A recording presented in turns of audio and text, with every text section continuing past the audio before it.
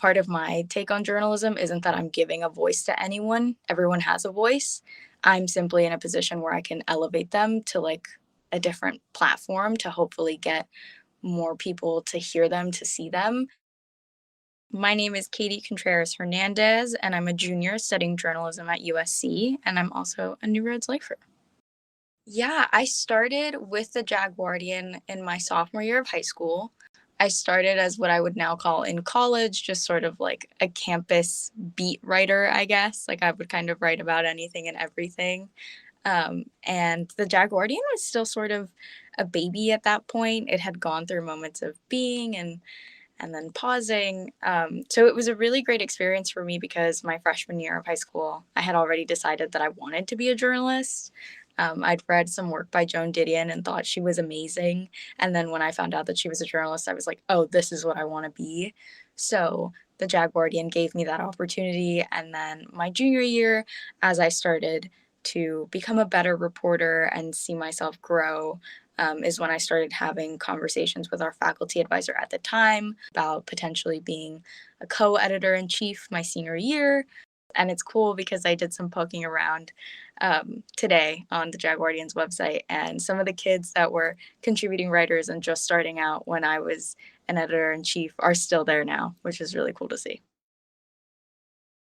Being at USC and being a journalism major is really, really special. And of course, I'm biased in saying that, but it's really cool because USC has two different publications that you can be a part of. So we have the Daily Trojan, and then we also have Annenberg Media.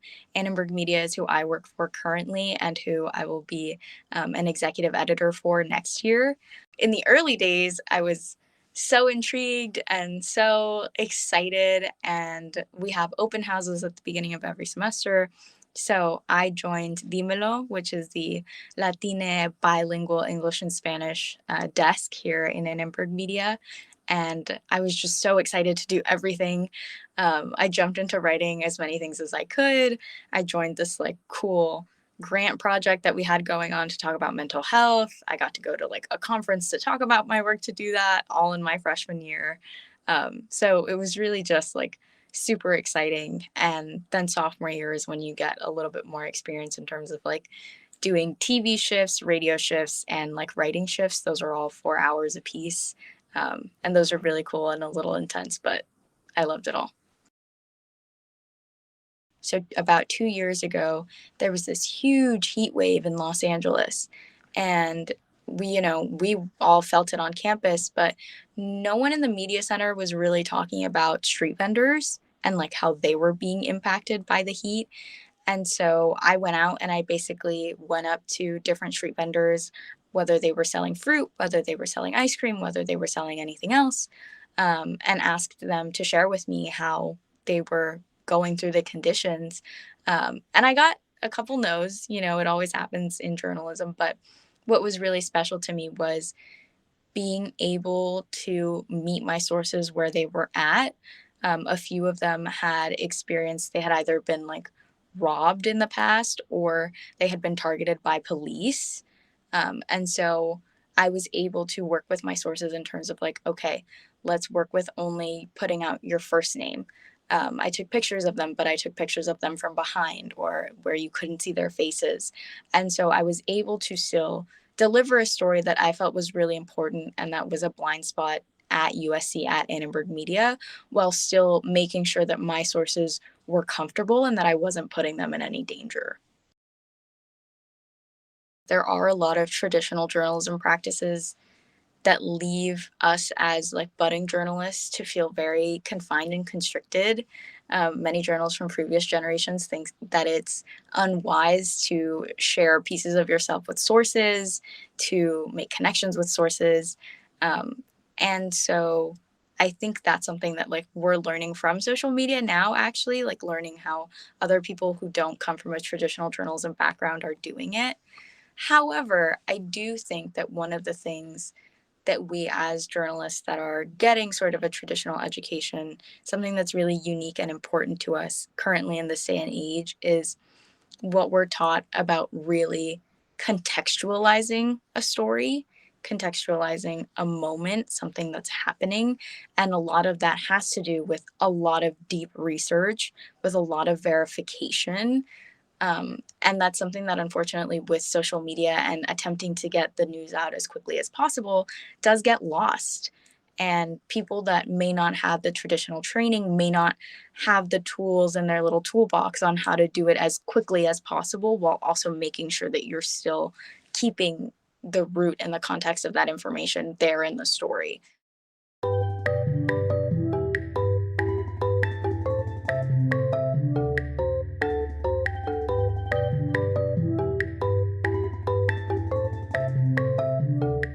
From New Road School in Santa Monica, California, this is Village Voices.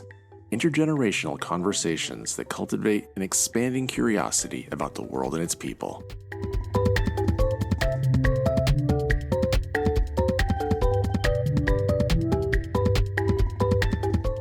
This is episode 23. I'm Larry. I teach 7th and 8th grade English, and I am I'm the faculty advisor for the middle school newspaper, The Clock Chronicle. It is a middle school newspaper for middle schoolers. And I guess what I would mean by that is we don't try and necessarily aim too high in what we're writing about, but we certainly have I would say, like a foggy bar, where if a student decides that they're going to ascend something that seems like the everyday or something fun or something that's part of our community, they have the opportunity to take a deeper dive. I hate to use that expression, deeper dive, because everyone uses that all the time.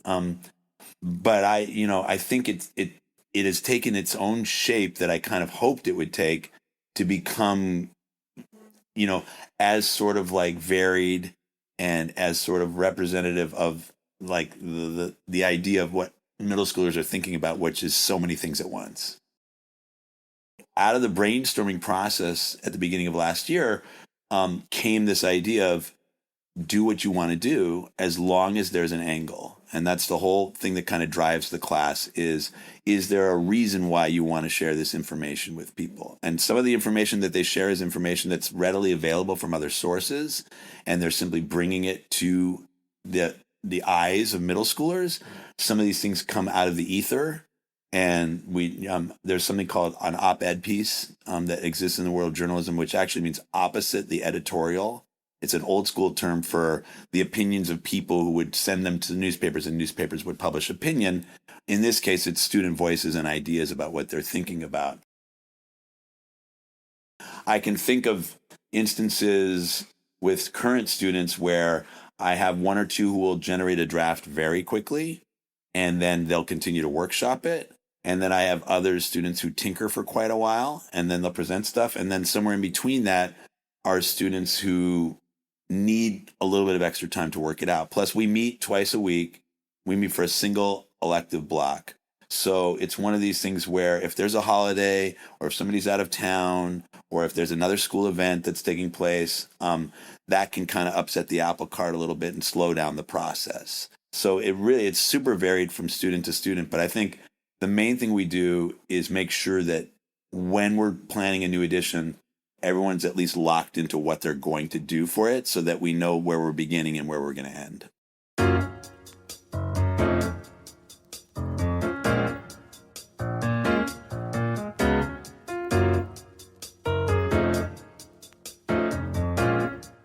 We had like this kind of a moment of kismet that I probably will never forget, especially because it actually led to me crying in front of the entire middle school, and you were there.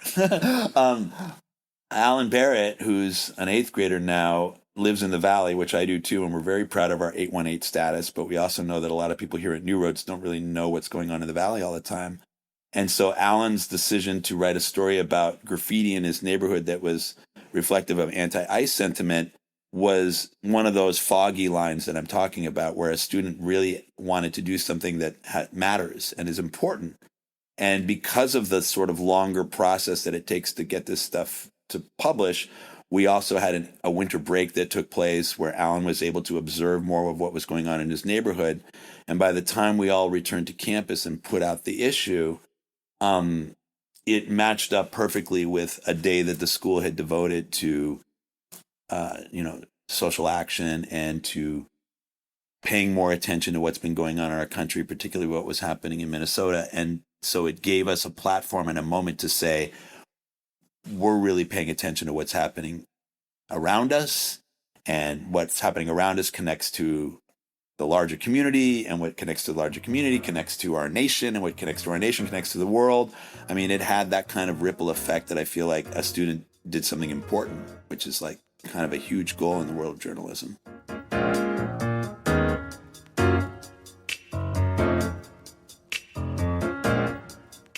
In middle school, it feels like, just like everything else in a middle school mind, things move very quickly and things get forgotten and remembered in a heartbeat. And so when I was thinking about the class, it was during the summertime, and I was reading articles about the importance these days in high schools of print journalism. And it was Columbia journalism students in college did a national study of why a lot of high schools were starting to put out print newspaper. And I thought, New Roads is the kind of place where we always do things a little bit ahead of the curve. And so that shouldn't have to wait for high school. So let's create a physical product in the middle school. And I think that the reason why it's so important is because it shows a side of our community in a way that's physical, that people can grab a hold of and talk to people about. A student can grab another student, and I see this happen all the time, and say, I really liked your article, or I loved your comic strip, or I couldn't solve the Sudoku. And any of these things that happen just make it part of like our organic community, as if we're living in a neighborhood where the local newspaper has come out. So I think there's an element of charm and magic, and I think that that's, again, part of middle school, is remembering that there's magic. And I think that is a great physical representation of it. So I think that's why it's so important. I think that the students sometimes are surprised how much work it would take to get something like this done. And we're still working on making the magic happen more regularly. But I think each time the paper comes out, just the day that the paper comes out, you can see there's like a palpable reaction in the middle school, which is so fun. It's never in my wildest dreams would I have thought, oh, people will get excited on the day. We used to make jokes the first year. We'll go outside and we'll say, extra, extra. It's very rewarding because, I've been working on this for weeks. And when it's physical, it adds a certain level of credibility, because if you're willing to put in the budget and the time to actually print something, it just feels more professional, and I think it gets out better than it could. My name is Henry, and I am a student at New Roads Middle School. I'm in the journalism elective. I design the paper. I write some articles for the journalism, or for the paper, and I'll lay out everything once everyone's done with their article. Well, Larry came up to me last year, and he talked to me, and he was like, hey, I want you to join this elective. I think you'll like it, and I want you to design the paper, and I think you'd be good at that. And here we are. I wrote an article last issue about ham radio, and I'm working on an article about the Santa Monica Airport. I use this tool called Figma, which is a design tool, UI, UX design, normally for websites or web apps. And I was able there was a layout for the paper last year, and I was able to refine that to make it more consistent. So I laid that out. I mocked up one of the papers that they did last year. And then at the end, when everyone's done writing their articles, I get started on putting all their articles in the blank spaces. We sometimes move the pages around depending on what we need. And I lay out everything on there, and then eventually we send it off to print in France. Well, I think it's time consuming, because it can take sometimes it can take 20 minutes to put in an article, and sometimes it can take days. And I think the main thing that is difficult to lay out is just choosing the font size, because you really have to, it's trial and error. You have to see, as I've done it more, I get better at it, but you have to ask yourself, what font size do I think this is? And if you lay it all out and it doesn't work, you have to redo it all, and that can be challenging, especially if I'm putting images next to the text, because there's a lot of switching around that has to be done.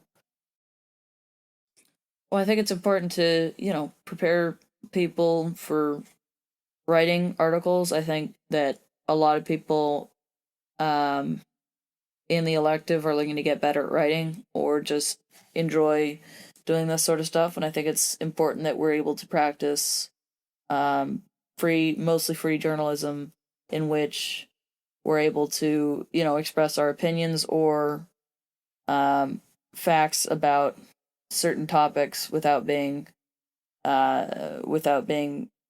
suppressed. Because we were able to do an article on Alan was able to wrote the front page article last issue, and that was about ICE, and I think that was really empowering.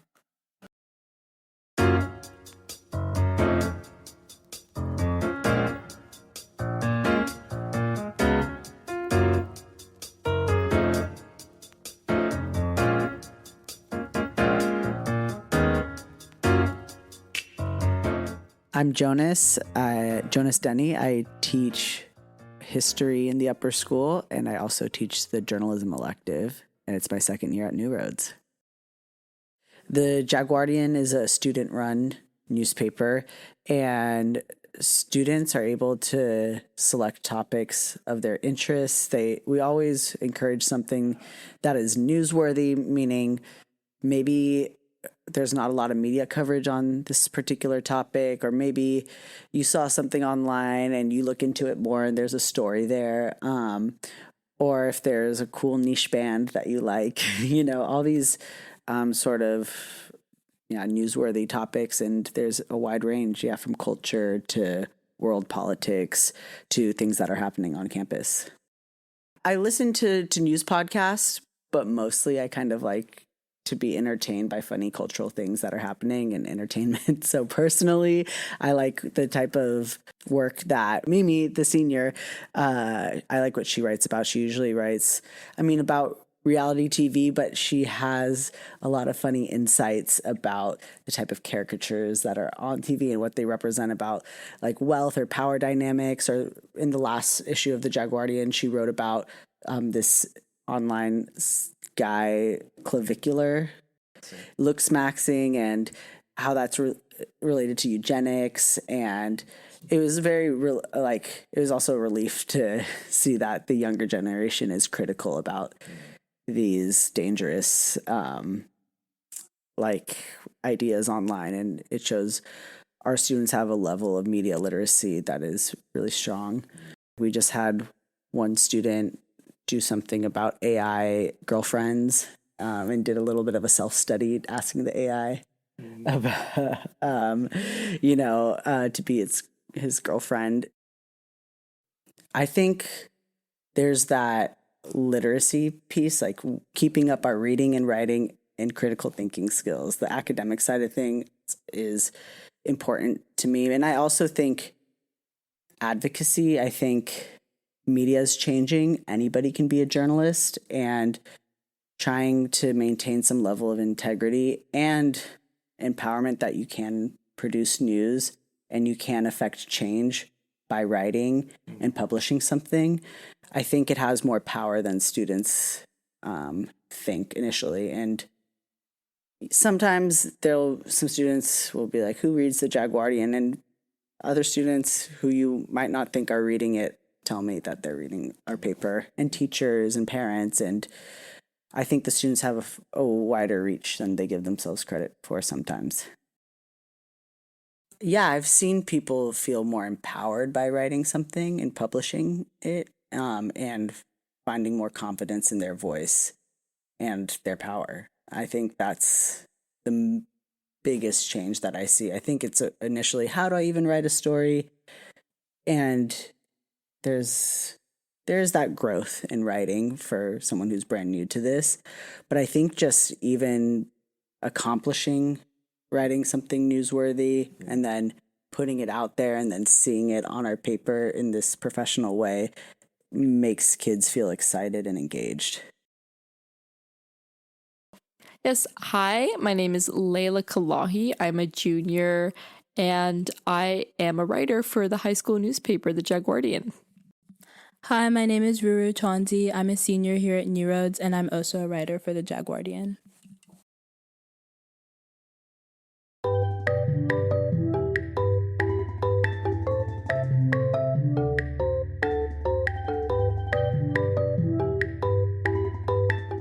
Yeah, so I originally signed up for journalism because my sister was actually an editor in the newspaper. So I would always see her doing her work and like editing people's newspapers. And I think something just clicked in my brain where I was like, this is a community. Like the newspaper isn't just like boring, just like writing articles, producing articles, like an individual thing. No, it's like genuinely takes the whole class to write an article because everybody helps each other. And I saw like my sister leaving comments and then like literally like FaceTiming these people, like making friends, like learning about these things that they were writing about. It's not just like like any other English class. Like it's like very research heavy, and it's honestly, it's a great way to like learn about things going on around the world that you genuinely are interested in. And seeing my sister do that is what inspired me to join. So yeah. For me, I've always liked writing, and I just wanted to learn how to write in like a journalistic way. And I agree with Layla, like for the Jaguardian, it's really about like the community. Mm-hmm. And even if you don't have a topic, you end up writing about things that you don't know about. Like lots of people throw out ideas, mm-hmm. and you learn a lot from other people. Like everyone always has an interesting topic, and I think it's really cool. Definitely, yeah. Yeah, so I think one of my favorite articles that I've written was actually the first one for, I think it was the fall edition. So like the first one of this year. And I went over to Thai Town and I reviewed some like Thai desserts because I wanted to start a column where I just review desserts from around the world that aren't American desserts. So I think it was like a moment that I realized like I love journalism so much because it's like an experience. Like I got to experience something that I never really would have tried unless it was for journalism. And I just remember like when Cody, one of the high school history teachers, came up to me after and was like, hey, I loved your article. And I was like, oh my God, people are reading the newspaper. One of my first articles was New Roads Fitspo, and I just went around New Roads asking people about their outfits and like how they came to choosing their style and everything. And I think it was really cool just hearing what everyone had to say and like talking with different kinds of people, different grades that I wouldn't otherwise be able to talk to without journalism. And that story kind of brought me together with people that I didn't think that I would talk to. For my past story that I did under Layla's Sweets in the Streets column, a 7th grader emailed me about my article, with just like some commentary and feedback. So that was really sweet. Yeah.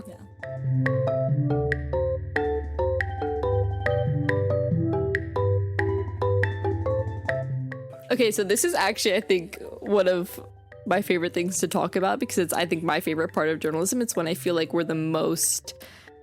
I feel like our class is the most like a family almost because like everybody has their roles. So like the older students and like the editors will usually like our editor-in-chief, Lucy, will like get in front of the whiteboard and everybody locks in and focuses on finding a topic to write about. And the editors will also put in their input on like, okay, I don't think this is a good idea. Let's workshop this. And then as a class, we find out how to workshop that idea. So when we're starting a new edition, it's like starting from scratch. Basically, everybody has nothing, or they usually have like some small idea of what they want to do. And some people really don't know what they're going to write about. But usually, our editor, Lucy, will write down everyone's names, and then we'll go around the room saying our idea. And then one by one, we like workshop that idea to make an actual strong article. And then editors will say, okay, like I'll edit this one, and then I'll edit this one. And then we kind of get put into groups of like editors with writers. And yeah, it really just feels like it feels like a community effort almost, because especially if people don't have an article, like we will work on helping that person find an article idea, and it's really a fun process. I remember for the satire edition, I love satire articles, and I love the satire edition because everybody comes up with something funny.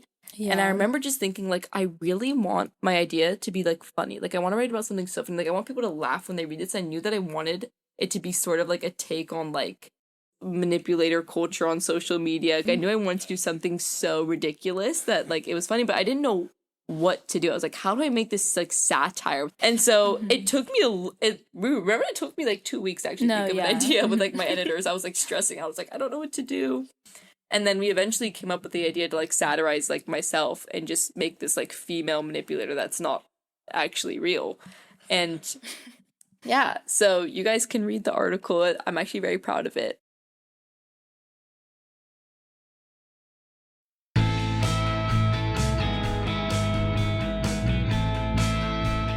Today's episode featured Katie Contreras Hernandez, Larry Friedman, Henry Hornsby, Layla Kolahi, Ruru Chonzi, and Jonas Denney. Production by me, Dan Kearney. I'm also the K-8 Assistant Director here at New Roads. Join us next time for more Voices from the Village.